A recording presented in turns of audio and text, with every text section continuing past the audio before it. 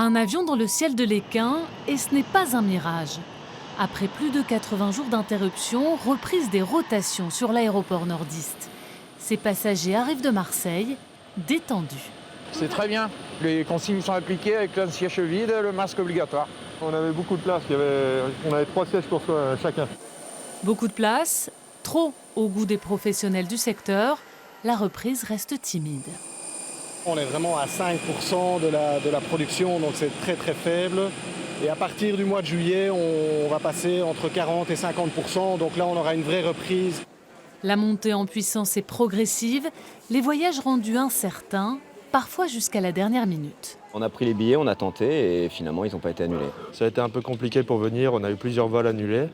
Mais ce coup-ci, c'est bon, on a su passer quelques jours ici et puis on repart. Cette famille a eu moins de chance. Quand une compagnie a annulé, elle a dû rapidement rebondir. Billets 3 fois plus chers. Ça a un coût quand même important pour nous qui voyageons.